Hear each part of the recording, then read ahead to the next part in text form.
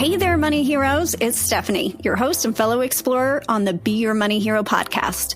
We're diving into the nitty-gritty of personal finance and having real conversations about how money, spirituality, psychology, and our life stories all dance together. This podcast is educational, but I'm not a therapist, and my guests and I cannot offer personalized advice through a podcast. My goal is to create a safe place for you to learn and get curious about yourself and expand the way you've thought about money. So if you're ready, let's dive in.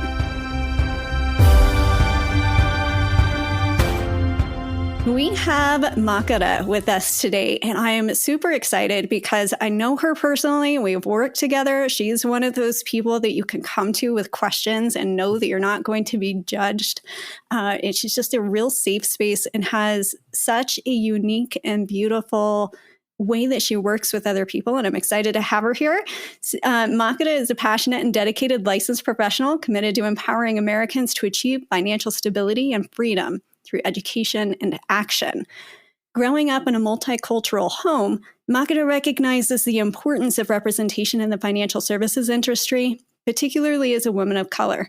Driven by her own background and experiences, Makeda has understood the profound impact that even the small improvements in financial literacy and planning can have on individuals and families. She realized that her own family history, rooted in generations of laborers, underscored the significance of financial freedom and the potential for transformative change through informed decision-making. With this insight, Makeda embarked on a mission to bridge the gap in financial education and access, leveraging her expertise and empathy to guide others towards financial empowerment. Through her work, she aims to provide not just knowledge, but also practical tools and strategies that enable individuals to take control of their financial futures. Makeda's commitment to her clients and her community reflects her beliefs in power of education and action to bring about the positive change and greater opportunities for all. So super excited to have you today, Makeda. Thanks for being here. Yeah, Stephanie, thanks for having me. I am very excited as well.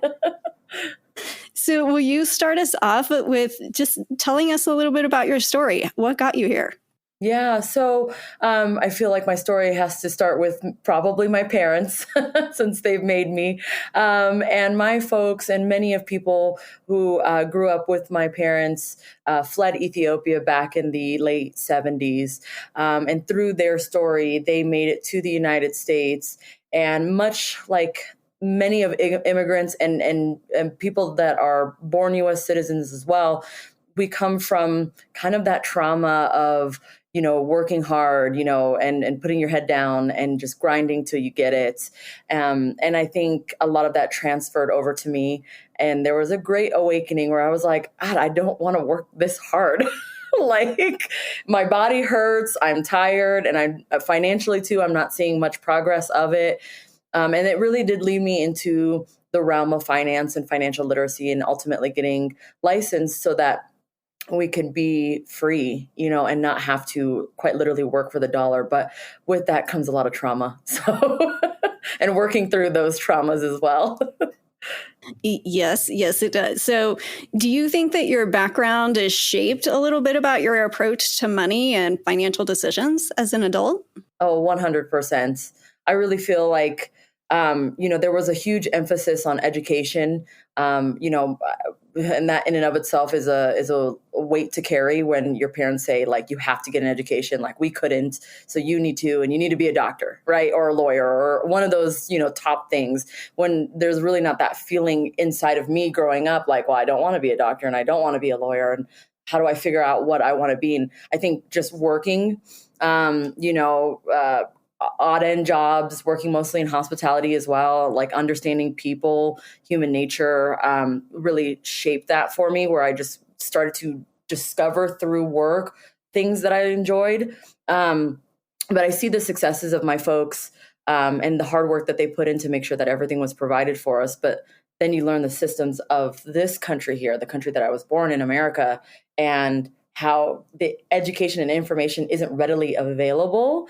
So much so that even if they put like a tenth of the money that they earned in a high yield savings account. You know what I mean? Just something very simple that's earning more than a typical bank account could have been a complete changer, especially now that they're in their 70s and aging, right? It could be the long-term care. It could be all these different added expenses paid for through interest and earned money. Your money making money for itself. So 100%, I think there has been a lot of influences both in the family sector and cultural sector of being Ethiopian and being Ethiopian American, but then very much so societally living in America, going through the Black experience, that has shaped a lot for me.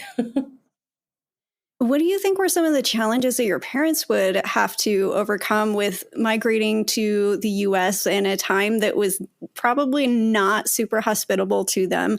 Like, how was that experience for them and how did that influence you? I think they learned about racism very quickly. They went from a country that is predominantly Black, it's an African country, and then now spending almost 40 years, I think it was very sudden. I remember having these conversations of racism when I was a child. And it was wild because I think I was around 9 or 10 years old when the O.J. Simpson trial was going on. And I didn't understand it, but I understood the significance of it. I mean, and people were calling my dad like O.J. Simpson, like all kinds of like wild things that I'm like, I don't get what that means, but like I know it doesn't feel good, So I think they learned about it very quickly and tried to protect and shelter us as much as they humanly could. Do you feel like that sense of perhaps not feeling like you belong, do you think that has shaped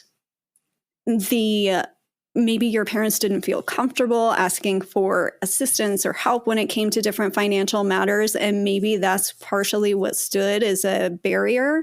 What other barriers do you think that they felt, whether it was consciously or subconsciously, in that regard?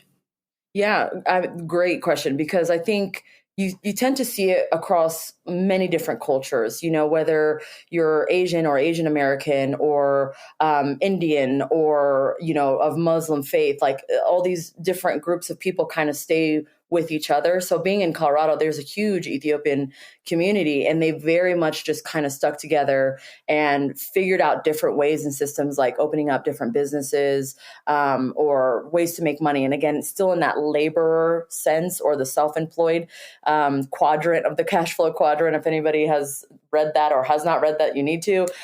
Great book. But it's definitely one of those things where they very much stuck kind of within their community, and what they learned was maybe from each other, but never really fully ingratiated in the like American society. And a lot of that trickled down to me, where I was like, but there's more. For me, it was like, okay, I understand I'm Ethiopian. I also very much understand I'm American. And then sometimes there are like people who are American who looked at me and they were like, no, you're not Black enough. Or, like it was so hard growing up because I was like, where do I belong? Because I'm not fully Ethiopian, but I am American, so it was definitely a lot. And I think it's very healing for me, at least. And I hope this, transcends to people who are listening, of any culture or faith or ethnic background, that like you can discover and also pick or create a lane that you want to live in. And I think it's really important. One of the books that I have recently read that my cousin had highly recommended was It Didn't Start With You. Mm-hmm. And in this book, he talks about this experiment with mice. And I brought the book just so that I could refer to it, because it was a research institute in the University of Zurich in 2014, and they had subjected male mice to repeated and prolonged periods of intense stress by separating them from their mothers. And afterwards, the traumatized mice exhibited a number of depression-like symptoms. Then they reproduced the mice, and they discovered that the pups in both the second and the third generation showed the same symptoms of trauma despite having never experienced it themselves. And in this book, he talks about how what was previously thought of as junk DNA, now called non-coding DNA, is a way that evolutionarily we are programmed to be more sensitive to the traumas that our parents and our grandparents experienced so that we can protect ourselves from that. And sometimes it no longer serves us because that threat no longer exists. So do you feel, I can see if I look back through my family generations, how some of those generational traumas have come up through me. And especially as we're moving out of now the generations, we're coming into like the fourth generations of World War II and the Depression. So some of those things are starting to heal. And for me, I can see the shift within our society reflecting that. And I'm curious if you kind of think back to your family and the traumas that they have experienced generationally, because I would imagine there was a good reason that they left Ethiopia. Like, do you see any of those things that are maybe still programmed in you, or that you've had to reprogram so that you could move forward, not just financially, but just personally in your own spiritual evolution, or just growing as a human in your experience on this planet? What's that looked like for you? Ooh. Yeah.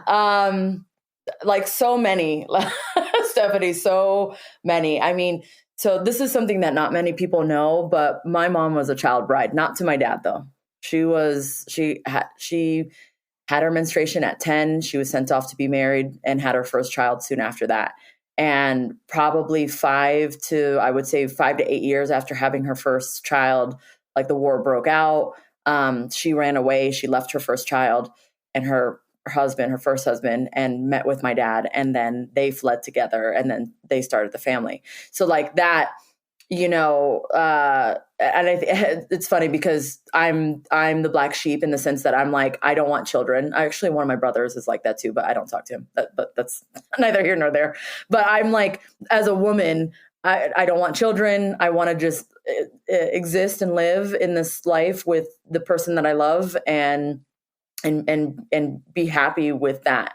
And that my only piece of existence isn't to create more children or create more lineage or whatever. So that in and of itself was such a huge wall to tear down, because I was looked at as like, well, what do you mean? And I know that goes across the board too, though. At the same time, there's so many people who are child free by choice. And and I think that heeds into like the religious component of that as well.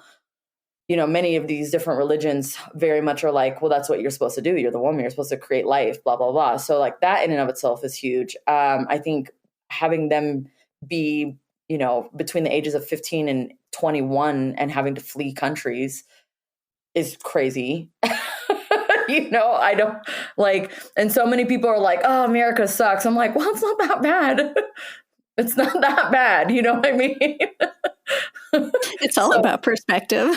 100%, but I totally get what you're saying too, because it's like with the World War and like healing from those, multi-generational traumas. It's like being married to James, who is 100% American white boy, his parents, boomers, still save wrapping paper.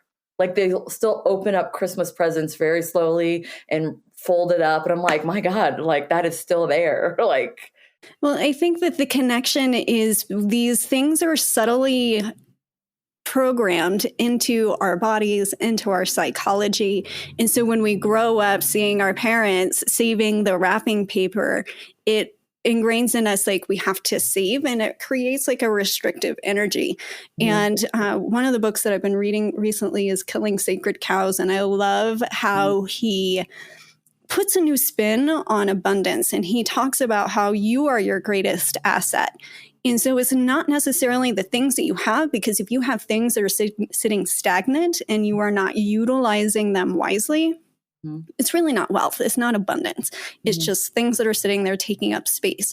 And so if we can shift our mindsets to a more expansive and let go of some of those tensions that we have been ingrained with, then that's where we can really start leaning into the reasons why we are here on this planet and being able to start healing some of those generational patterns and choosing to understand that we have these certain conditions that maybe we have been born into or what we've experienced in this life, but we don't have to stay there either.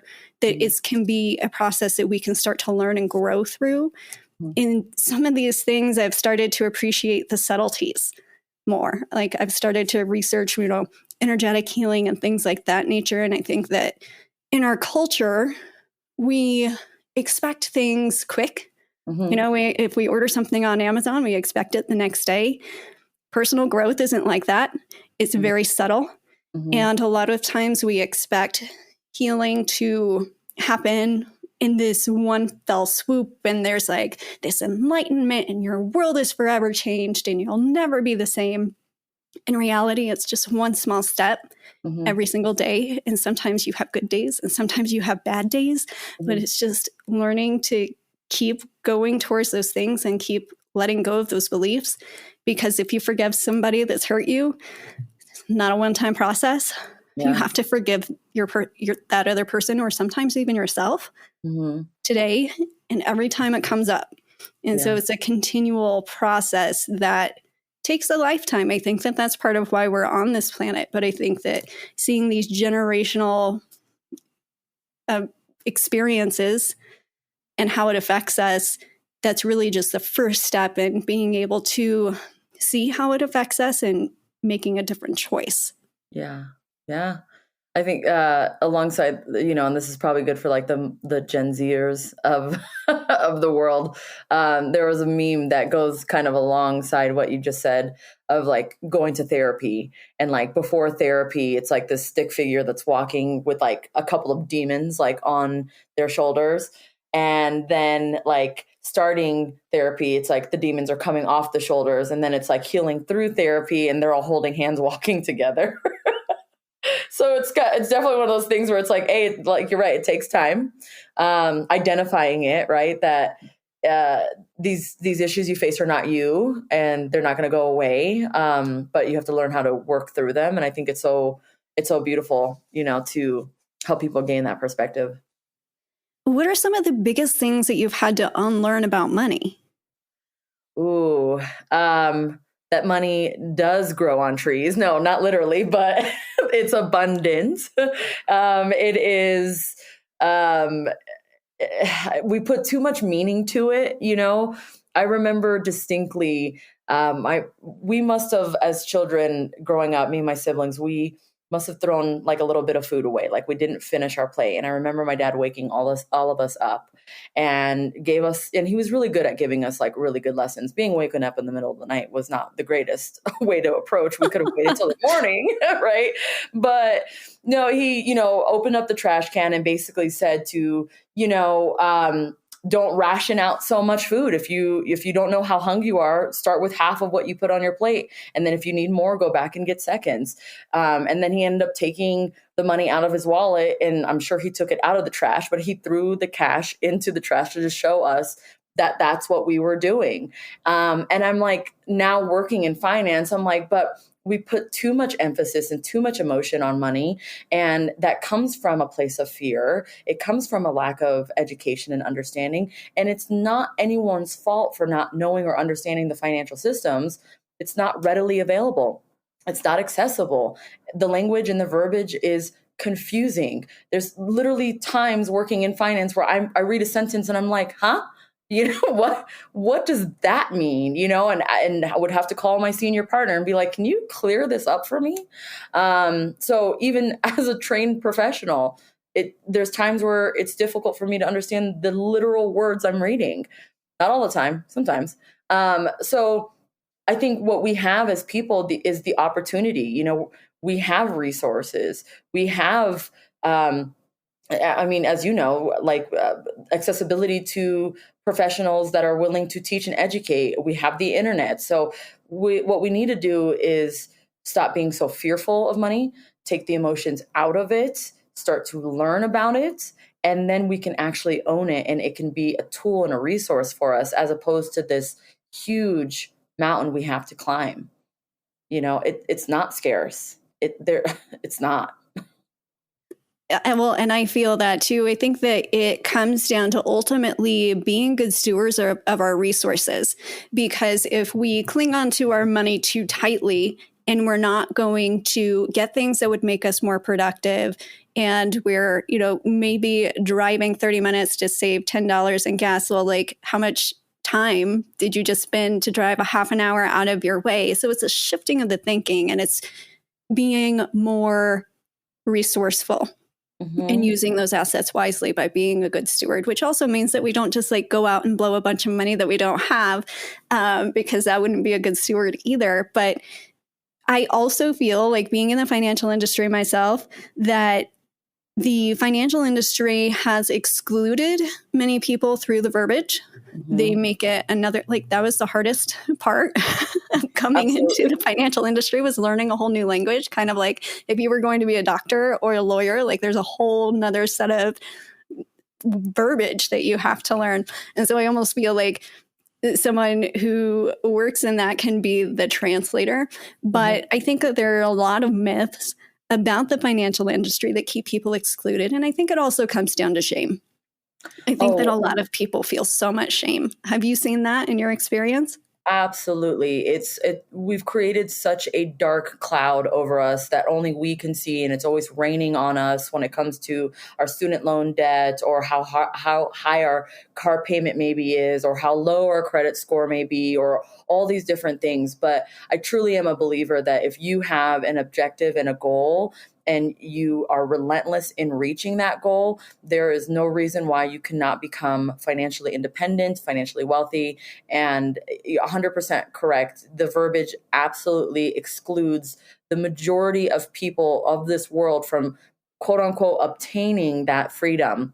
But it is a lovely experience, as we know, to be that liaison, to be that person to say, okay, well, that's what this means, and that's how this works, and this is how you can obtain that. I mean, there's nothing more gratifying than sitting down on a one-on-one with a client and just literally showing them, even though their dark cloud has made them feel that they'll never get out of it, that they'll always be paying their student loans back, that they'll never get to retirement, all these things. But you can show them a comprehensive plan of, like, here's X amount that you have every month, and here's how you can put it in these different buckets. And then you will start the path to financial freedom. So gratifying. And many people, I think, possess that. They are making enough money, or their expenses are low enough that they can reach it, but they just don't know how to get to it, because, again, the verbiage. And I feel like there's a lot of noise too, because there's sometimes so much information that's available. And when it's conflicting, you don't know what applies to you, because some people say that, life insurance is good, and some people say life insurance is bad, and some people say only buy term and invest the rest, and other people say not. And so, like, cutting through all of the noise of it, I have found it can give some people decision fatigue. They just reach a point where they're like, I just don't know what to do, and they shut down. And I think that that's where the power of actually having someone on your financial team can be really beneficial, because they can help you navigate through the noise and help you understand what does fit you and what applies to your situation, and help give you some of the education that is most relevant to you. And what are some of your favorite ways to get that information to people and help them start feeling empowered? I think the number one thing, especially when it comes to, like, my social media presence, is to remind people that if you are hearing financial advice on the internet, do not take it. Because we know, as licensed professionals, you cannot give blanket statements, because everyone's life and goals are different. We're different ages. We make different incomes. We have different goals. Some people want to be a homeowner. Some people don't. Some people like to lease cars. Some people want to buy them outright. Some people want to travel the world. Some people hate airplanes, so maybe they'll only drive to their destination within the United States. There's so many. Some people want to retire tomorrow. Some people are okay working in their career till the day they die because they love it so much. I know that's something that I'll never retire from financial services. If my brain is still there and cognitive, like, I'll keep going, So it's just really unfortunate, like you said, to see all the noise and people have that fatigue, because although the information may be valuable, that these financial influencers, regardless of their stature, whether they have 10 followers or millions of followers, regardless of that and the popularity of them, no one should be giving financial advice online, because it is personal, it's unique, and you deserve to hear your goals heard by a professional so that they can guide you and teach you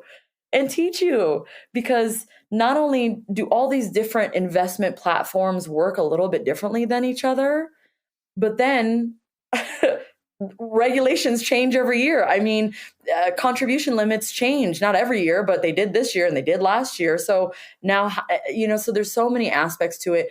And it's not just as simple as do X, Y, and Z. It's just not. It's fun, but it's not that simple. And I think that people often feel overwhelmed too.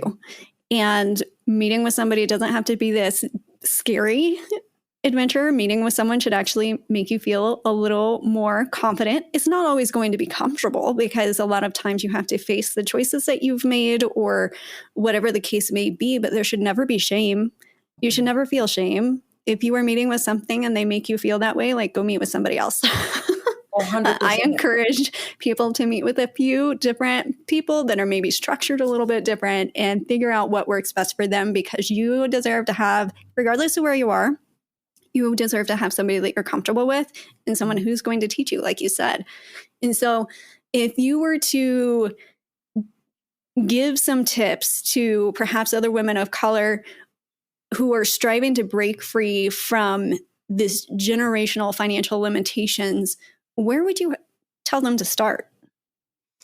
That's a great question. I think, especially for women of color, I think there's almost two, and I hate to make it this simple, but I feel like there's almost two paths that I see. The majority of my clients are women and women of color. And what I see is this one path of that shame and kind of fear, and not necessarily ready to take action. Like they need more time or whatever it may be to make the move.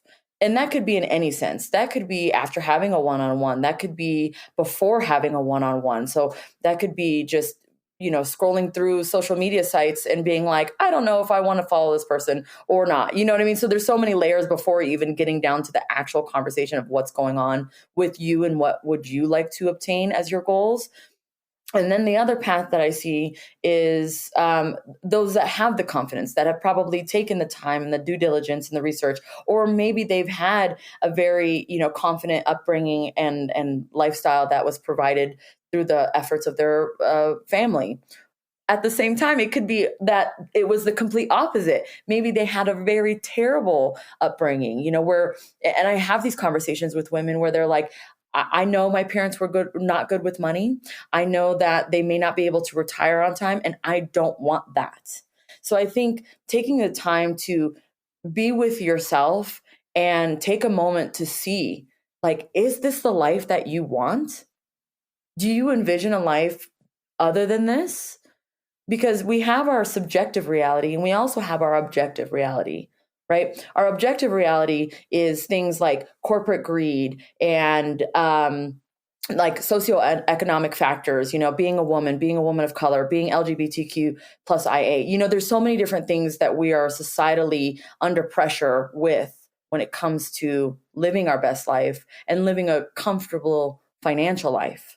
But then we so easily can transcend that objective reality into, this is my picture. This is what I have to deal with. I can't get a job. I can't get an information. So education. So we really have to sit with ourselves and really full faith, confidence, and say this is it or it's not it. Pick a lane. Is this the life you want? Or do you know deep, this is not the life that you want?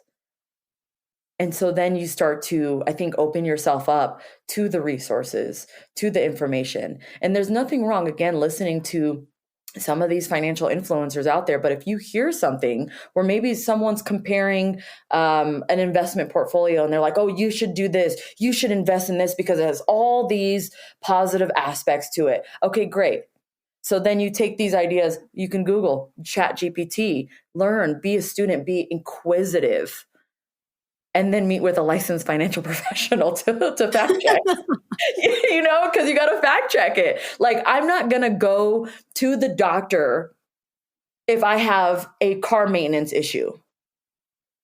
The doctor's going to look at me and be like, what? So why go to an influencer when you have a financial issue? If there's an issue going on, go to the professional and fact check it. Be inquisitive, be a student. Like, that's the highest thing that I can say. And then work with the professional. Yes. And I think that often it comes down to confidence as well. And I see that especially in women. I think that there's a lot of societal subliminal messagings that come to women. It's like, if you grew up religiously like me, Eve is the cause of all sorrow on the planet. And so therefore you as a woman are also responsible for all of the sorrow and discord in the world. And so there's things like that may be a little more pronounced, but then there's also more subtle layers to that as well, where we're given the message that maybe we aren't good with money or we can never be good with money. And if we start to recognize that, because I can't tell you how many people I've heard say that, mm-hmm. Like, I'm not good with money. And I was like, well, but you can be. Mm-hmm. And so it's just a shift of that type of mindset is you can be good with money. You don't have to let that shame hide out in the shadows and just grow into a monster. And it's just speaking that shame and bringing that to the light, it shrinks. I mean, sometimes even when you say out loud what you are ashamed about, mm-hmm. you saying it out loud makes you realize that it's not as big as scary as you thought that it was. And so I think that it can really help to build a woman's confidence, just learning about these things. And it's like being able to change a car or change the oil, right? Like, I know how to change the oil. I never do it myself, but I feel a little more confident knowing that I know how to if I needed to, right? Mm-hmm. And so I think that can be some of the same stuff that's going on in our heads as far as money goes. But are there specific resources, strategies, or any other mindsets that you found particularly helpful in your journey in becoming more financially literate? Yeah. And so, with your, that previous point of looking at the opposite, I mean, I suggest everyone look into like the universal laws, because I think this will tie into what I want to say to answer your question. But you look at like the law of polarity, right? And if it is that one way, why can't it be the other way? Right? If we're quote unquote bad with money, well, I mean, keep in mind in this country, in the United States, women weren't allowed to open up a bank account until not the 70s? Was it the 70s? I think 1970s. It was something crazy, pretty recent. It's crazy. Yeah, like I think it was like 1974 or 1976. I mean, excuse me if my date is incorrect, to anybody who's listening to this, but know that means that like listen, I'm 37. So that means like my mom could not open up a bank account, when she was basically my age. So there's that trauma with we're not allowed to do things that's transcended into we're unable to do things, or we don't know how to do things. But again, if you look at the law of polarity, if you can't, you also can. You absolutely can. So, oh God, what was the question that you asked? Sorry. Well, as a side note, so I just Googled it. So technically, women won the right to open a bank account in the 1960s, but many banks still refused to let women do so without a signature from their husbands. So it wasn't until 1974, when the Equal Credit Opportunity Act passed, that a woman in the U.S. was granted the right to open a bank account on their own. Yeah. And how messed up. So I've got to turn around and be like, hey, husband, I would like my... Well, like my own bank account. Your husband, And if your husband's abusive or controlling or like insecure, like none of those things happen. And so I think that that is when I look back at, it's an election year. There's a lot of noise about what that means on one side of the spectrum or the other. But when I look back at the progress that we've made over the last 100 years, we've made a lot of progress. And progress does not go straight up. It goes up and down. And so I think that we have to keep that end goal in sight and keep doing what we can to stay aligned with our missions through this loud year. Because if we take a look at 100 years ago, there were so many things that were different, and we have made a lot of progress on a lot of these fronts. Yeah, I agree. And, and you're 100% right. It's not linear. It's not like this straight path of just progress. It's definitely all over the place. And we, regardless of belief,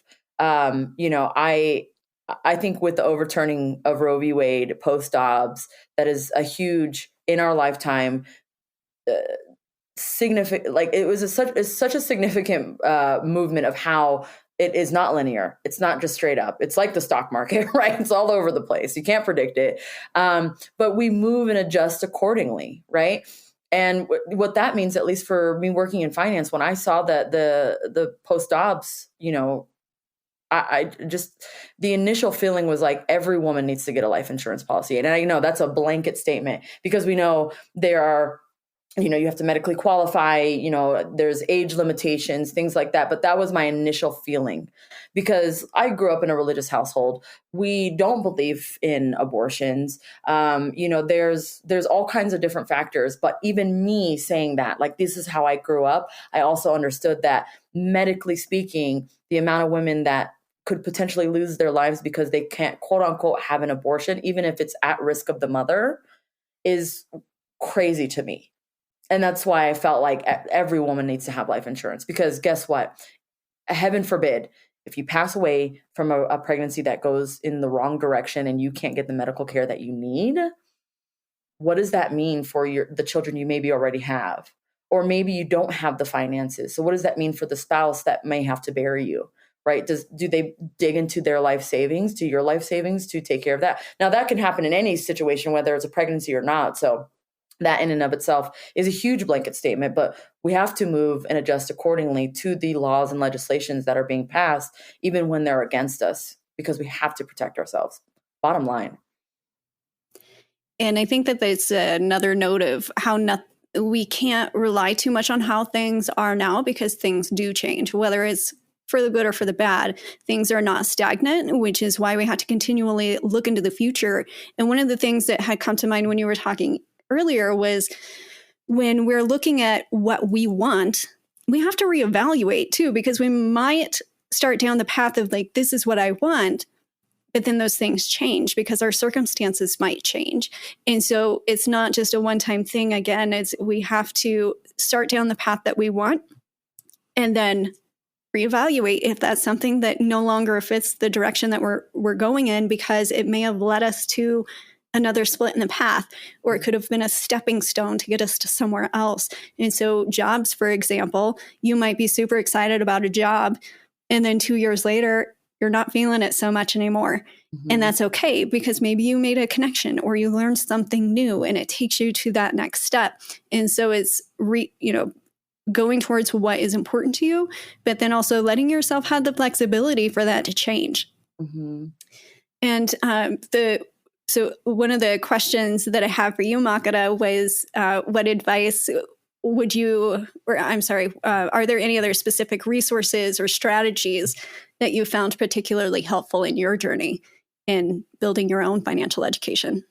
Yeah, I think, to be honest, I think podcasting was the number one thing, because it's like an ultimate free resource, So there was a point, and it's so funny because I think it's still part of my goals, but it's not as much of a short-term goal. It's probably a midterm goal that I had. It was to have like a rental properties and not like your typical kind of like Airbnb in the city or whatever it may be. But I'm thinking like A-frame, like like glamping, because we're in Colorado. So like something that you can escape, into. And, I really was like running down this road of like, okay, I'm going to do it. And then I had to stop for a second. I'm like, okay, but you can't just start like an Airbnb business. Like, and trust me, I fully believe in like just jumping into something too, and like learning through the process. That is definitely a qualifying factor, but this is a big project in my mind that I'm like, I think I need to, prepare a little bit better for it, basically. And so through that, I was like, okay, let's go to podcasts. Let's see what's out there. I mean, there's so many resources there, whether it's Airbnb that you want to do, whether it's like how to travel the world, like in the most efficient way, or whether it's financial literacy, and figuring out like what's out there, what are people talking about. So it's a huge platform to which you can really start to understand and learn from people. And hopefully they are the experts and they have a track record, and, they're doing great things for their community, and just not gatekeeping the information that's out there. So research helped me in a lot of ways to becoming better financially. Also just having that goal. I think it's funny because before I started working in finance, I definitely was like floating. I was just kind of wandering is a little bit more of the better word. Where it was kind of this, wake up, go to work, make my money, come home, sit on the couch for a few hours, maybe go out and have some drinks with some friends or some coworkers, and then go to sleep, wake up, go to work, and it was this forever kind of cycle. And it's funny because I've asked myself this multiple times in my life. And I remember as being a child, probably like 5, 6, 7 years old, asking myself, what is the point of this life? Like, what is my purpose? Right. And I, as an adult reflecting back on that, I'm like, damn, what a serious freaking question for a child to be asking themselves, the meaning of life, But I asked myself that again.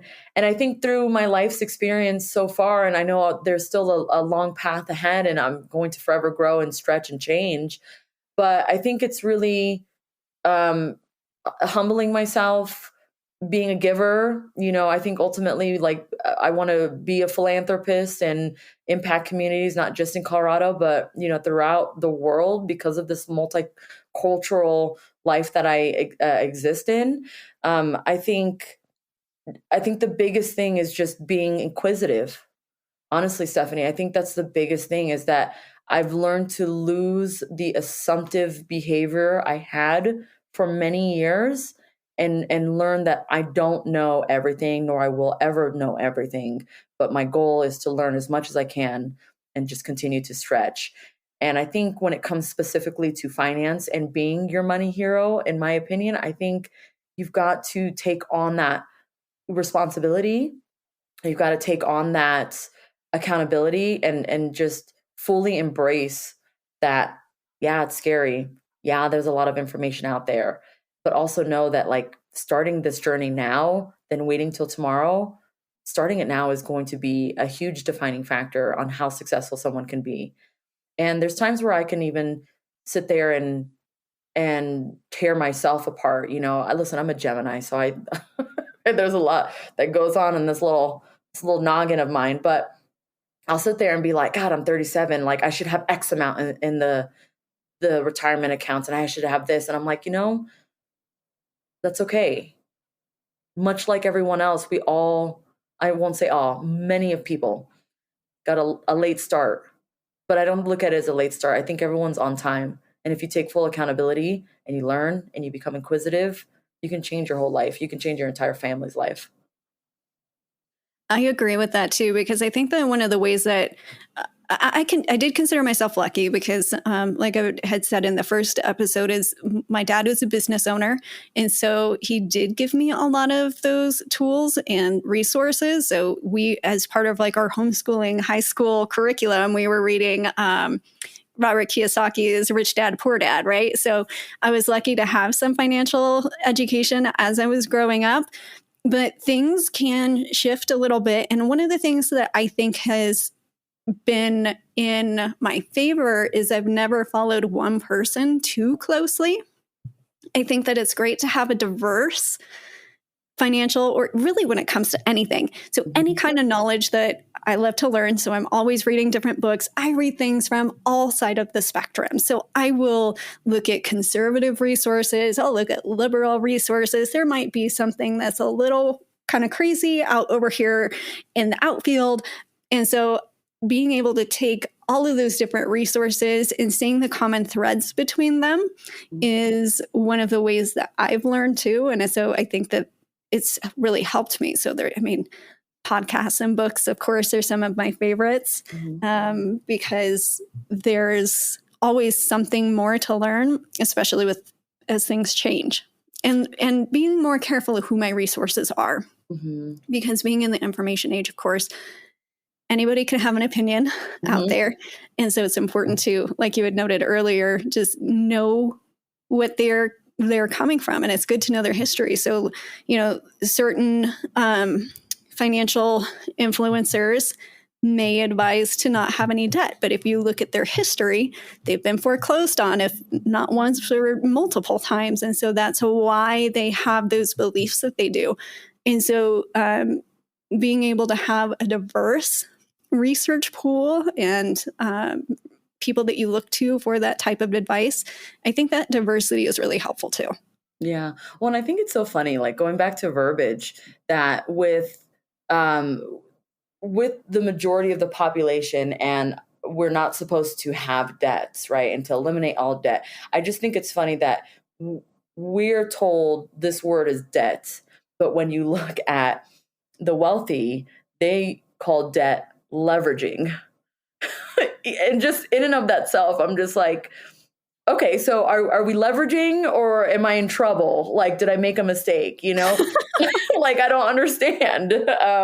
So I think it's beautiful, absolutely, to have the different sides of the opinion. I mean, not to make this political, and I'm not going to voice my opinion on politics or what side I'm on or whatever it may be, right? But I think it's important to absolutely change the channel to the other one and just see what they're saying. Because the biggest thing, politically speaking, and again, I'm going to keep this so vague so you won't even know what side I'm on, but everyone is convinced in their opinion. That's the number one thing that stands out to me. I'll flip it to the other channel and I'm like, so the way we view them is that we're out of our mind, or they're out of their minds, and like all this destruction and this and that and that. And then you click to the other channel, we're out of our minds, all this destruction. We're both sides are quote unquote trying to ruin democracy. So I'm like, how did we get here? So perspective is everything. And again, that's that subjective reality and objective reality. Are things that bad? Not really. Not really. I mean, they're not great. They're not that bad though. So I think through growth in all aspects of life, we really can change this around in all aspects. And I think that it helps to just to note that is like when you're learning about different things, I'm trying to remember which book it was that I read. I think it was called The Art of Leadership. But one of the things the leaders do to create a following or to create power is to divide. So that was like one of the big things, that if you want to be a leader, you have to create an us versus them. Mm-hmm. So then when you recognize that is the motive behind the division, it makes the division a little less, what's the right word? Impactful. Mm-hmm. Because then you can go into a space of curiosity, like, tell me why it is that you think that, or what is it about this person that you find attractive? Because if we can really get down to what we all want, we usually want the same things. Yep. And so it's not to go off on a side tangent, but that's something that's always been fascinating to me. Yeah, it's 100% fascinating. And it's funny because you can relate that then to finance, because there's so many upsetting feelings around like the 1%, eat the rich and this and that. And like, sure, could the wealthy implement their money in such a way to like end hunger, homelessness, all this. Yeah. But at the same time, turn that reflection around. And would you ever want someone telling you what to do with your money outside of a professional, hopefully? But, you know, I don't think I'd ever want somebody to tell me like, you make too much money, therefore you're a bad person. Why aren't you helping more people? That, you know, so it's like, again, if we look at it and look at the verbiage of it, why are we giving so much power to these people and spending so much time, energy towards what they are or are not doing and how they have or have not amassed their wealth, whether they were born into it or not? You know, can we not do that? Again, the law of polarity. Can we not do that for ourselves? Yeah. And I think that ultimately what it comes down to is there's a lot of noise. And at the end of the day, we can't control what other people do. I mean, I can't even control what my 4-year-old does. I can give her consequences, but I can't make her do anything really. And so at the end of the day, it ultimately comes down to the decisions that we make, the reactions that we have, and where we choose to put our energy. And one of the things that I have found within myself is I choose just not to put energy into certain places because I know that any energy I give to something that I can't control is energy that's being taken away from something that I can. And so we ultimately have to decide when it comes to our finances. Like, this was part of my story, was I was married to somebody who was sabotaging, you know, facilitating in the sabotage, I should say, of the finances. And that was something that I could not control. What I could control was the choices that I chose to make. And I could choose to walk on eggshells, or I could choose to start putting some boundaries in place and start protecting myself so that our family could have everything that they needed. But it ultimately comes down to the decisions and the reactions that we choose to make for ourselves, because that's all we have control over. Yeah, well, agreed, 100%. And what I would hate to see, and what I've seen, you know, in some conversations, is people go down the path so far that they don't feel like they have a choice, or they don't have the resources, or the connection, or the understanding, or the education, any of that. They quote unquote don't have it, and they've gone so far down that path to turn around and have regret, right? And we can live life with, you know, saying I have no regrets, but we don't. I never want to get down a path so far that I'm like, oh, I've aimlessly just continued to feel like I have no regrets without reflection of things that happened in my life and making those choices to ultimately say like, oh, well, now I'm screwed, you know, like period, point blank.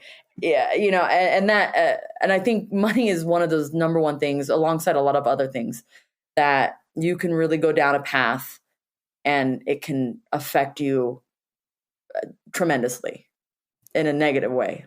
So yeah, just I think taking a wall down and being open, you know, we so selfishly believe that we are the only ones until you start to talk to someone about something. I learned this years ago, like where I would tell a random story or a random occurrence, and someone would turn around and be like, oh my God, that just like, that happens to me. You know, how many times have you had that, Stephanie, where you like actually, yeah. You know, you think it's like this weird thing that you're sharing and you're like, this happened. And all of a sudden it's like, no, that happens. So you're not alone. We're not alone. We're actually very connected. And I think it's important for people to drop that wall, and it's okay to ask for help. And I think that we can work to forgive ourselves too, because maybe we do go down the path and we feel like we're down this path too far that we can't divert. But if you really tune into your gut intuition and what your soul is telling you, your soul may be slowly withering away. And you may feel like you are too far down the path. But if that's what your gut is telling you, is that you cannot continue down that path, you have to listen to that gut instinct. You have to listen to that intuition. Because I've seen people of all ages, like maybe they're actually not as bad off as they thought that they were. Or maybe something else comes up, because if you're working to go towards your soul's purpose, and you are trusting that instinct, things seem to work out. And it defies logic many times. And there are often times where we've started down a path that we thought was right, and it turns out that it wasn't, or maybe not on the surface. It wasn't, but it taught us something that we needed to know in order for that next phase of our life. And so it's having the grace to let yourself just be and let go of some of those, because if we get too wrapped up in that identity, we can stifle our creativity, our life force. There's just, I've seen it with some of my own family members where I know that that's exactly how they felt, is they felt like they were too far down the path and they couldn't change. And I've seen them just kind of slowly wither away. And that's not a way to live. And so I know it's scary because there's some safety and comfort in just knowing what you know, the devil that you know, versus stepping out into something that you don't. But just from my own experience, taking that risk to listen to that intuition has always been worth it. Yeah. I mean, can I tell you a random story that like brought me back to my spirituality? Yes. So I was dropping off a coworker when I worked like downtown in bars. So it was like 3-4 o'clock in the morning.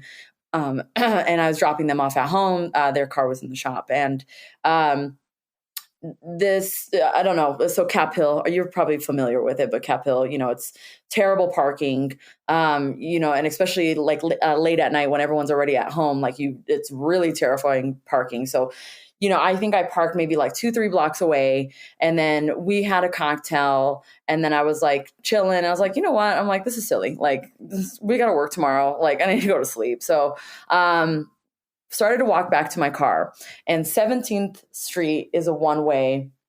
And I remember looking in the direction to which cars should be going. And as I was looking, I just felt on my shoulder and heard something say, look the other way. And I looked the other way, and there was a car going the wrong way, probably 100 miles per hour. And and I was like in midst of a step onto the road. And I just remember that, and I stopped, and I'm like, okay, it's not just you. There's something going on in the universe, spirit, God, whatever it may be. And it really like woke me up to that being in tune and listening and slowing down to be able to listen. And I think you're 100% correct. It's, you know, I think we start to lose ourselves and our soul and our soul's purpose when we are caught in the society's demands. I know it's necessary, you know, like working a job or opening up a business or whatever it may be is a very necessary thing. But I think we get lost in that, and that we lose our creativity, we lose our passions. And I think the most transformative thing for me in the last several years working in finance was that the more I learned to live in the uncomfortable, the better it all got. Because the only constant in life is change. And through that is a lot of self-discovery, a lot of confidence, a lot of knowledge, a lot of opportunities. You know, doing this podcast with you, I was able to speak. I was asked by one of our executives at my firm to do a training for like 200 of the advisors. And I was like, holy cow, like you want me to teach the team this? I'm like, okay, cool, I'll do it. So, you know, it's stepping away from what we think we know to learn we just have to unlearn to actually learn. So, yeah. It is so, so true. So, so true. And it's just opening ourselves up to our preconceived ideas, and just, I probably say this too much on this podcast, but it's about getting curious. Like I'm such an advocate of just that curiosity and openness, because sometimes we can be curious and then find out that something is not for us and we've learned something new. But it's also letting that openness be like, maybe I really like chocolate milk and I think it's the greatest thing on the planet, but maybe you're lactose intolerant and so you cannot have chocolate milk. Both of those things can be true. I was actually I met with somebody at a charity event a couple of weeks ago, and he was telling me how there is this mutation in a gene that he cannot taste something bitter. And so him and his family were all trying, horseradish and tonic water and all this stuff. And then tonic water just tasted like bubbly soda water to him. He could not taste any bitter. But then his son and his wife were just, it was awful and they could not drink it. Like they were spitting it out. And that was just a good example of how we can have different experiences and how we can have that openness to this is someone's experience, even though it's completely different than mine, they can both be true. And so, again, we can only control ourselves and our own experiences and reactions, and allowing people to share those experiences and being open to that it could be completely different from our own. And it opens us up to more of a place of learning and better understanding and empathy. Yeah.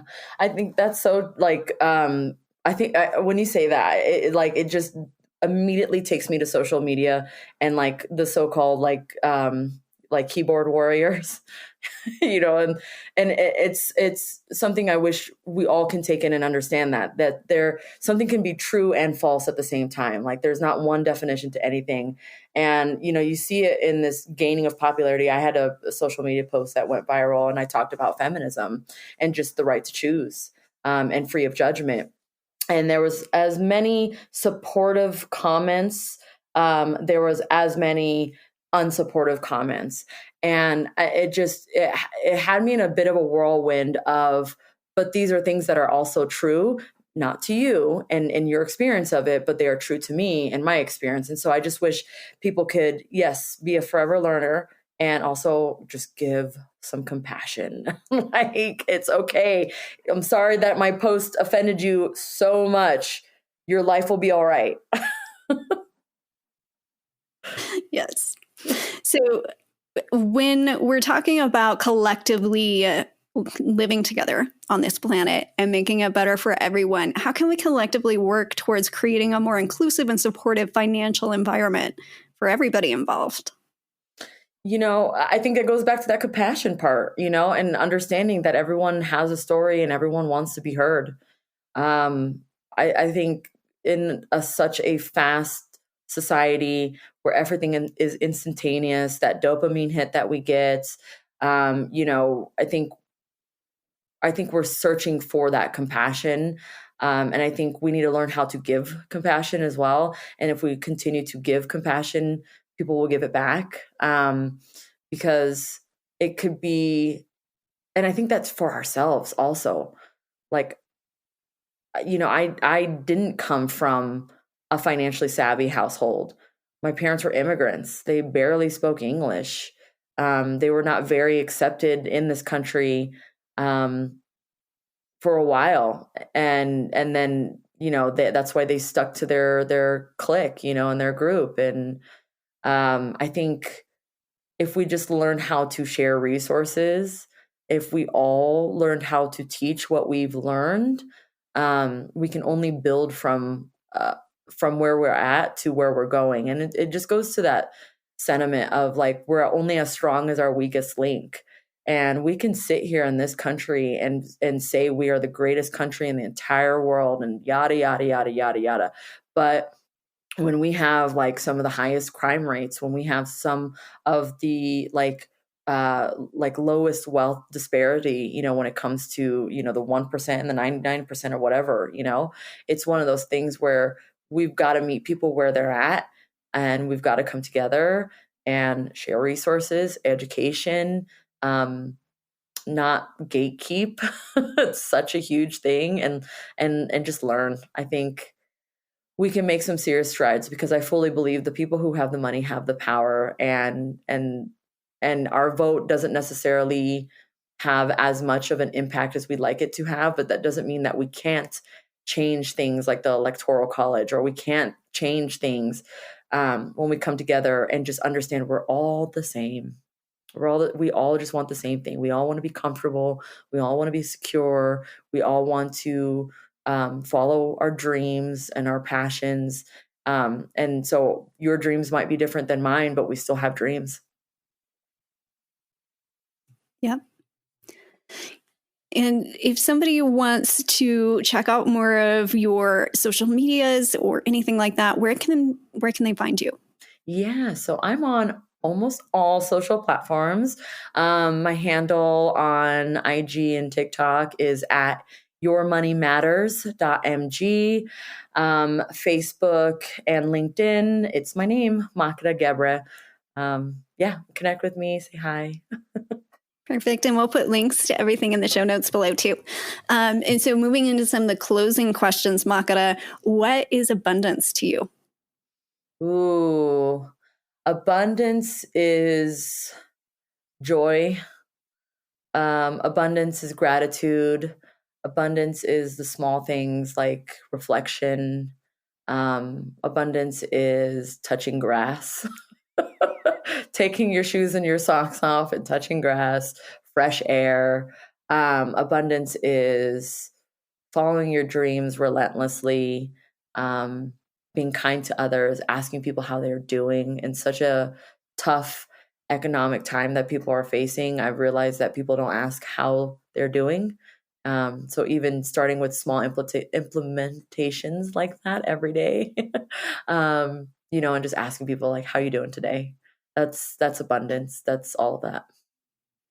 So one of the things that I can't remember how I came across it, but it was one of the things that you can ask somebody who's going through a tough time is, with everything that you've had going on, what is something that you are most proud of? Mhm. And so I thought that that was kind of a cool way to ask somebody how they're doing, but also give them a way to, like, you know what? It's been really tough, but, you know, I feel like I'm actually making it. Like, I'm surviving okay. And like being able to ask them what's going well so that you can provide some support in that context too. Oh, I love that. Oh, I love that so much. I'm gonna start doing that. So, what is some of the best advice you've ever received? Mm, this one might take me a second. It's gonna sound so it's gonna sound so silly and simple, but I think just the statement of life is short. I think that's the best advice. That life is short. Life is short. Oh, I might cry. I lost my cousin a couple years ago, a year and a half ago, and he was only 8 months younger than me. And I think there's a part of me that, working in insurance and investments, I become a little bit like numb because it's an ultimate fact that the only thing guaranteed is death. You just don't know when or how. And I've always had that understanding that life is short, like live while young, free, blah, blah, blah. But I think the things that cause us so much perceived pain, whether it's like having car troubles or, having to rob Peter to pay Paul to pay the bills or, whatever it may be, or just feeling like constantly under pressure or overworked or underpaid, all these things. If we just stopped for a second and realized that life is short, you realize it'll be okay and learn how to like breathe and work through that. Like life is short. And we don't need to put any extra meaning to that. Just understand that like it's okay. It's not it's tough right now, but it's not always tough. So, yeah. Have you read Bittersweet by Susan Cain? I have not. She put some of that into really great perspective because it is the reality that whether things are good or bad, it probably won't stay this way forever because, like you said, the only thing that we know is like change, is that things will constantly change. And so it's appreciating what we have and staying present in the moment. And it makes life so much sweeter. And that's something that I've worked to become much more aware and conscious of is like my kiddos, they're small right now. And I know they're not going to stay small forever. And there's people in my life that I know won't be in my life forever. And so it's maintaining that presence and just letting it soak in without all the noise, just kind of blocking all of the noise out and just being. Mm. Mm. But I'm gonna need you to send me that book so I can read it. yeah, It's good. But thank you so much for coming on the show, Makeda. We had a great conversation, and I can't wait to talk to you again soon. I know. Thanks for having me on. I love you so much, girl. More than the you know. feeling is mutual. Awesome. As we wrap up this episode of Be Your Money Hero, remember that your financial journey is a path of self-discovery. If you have questions that you would like answered on the show, please submit them to info@beyourmoneyhero.com. If today's conversation resonated with you, share your thoughts and insights with our growing community. Subscribe for more empowering discussions. And always remember, you have the power to be your money hero. Until next time, keep growing, money heroes.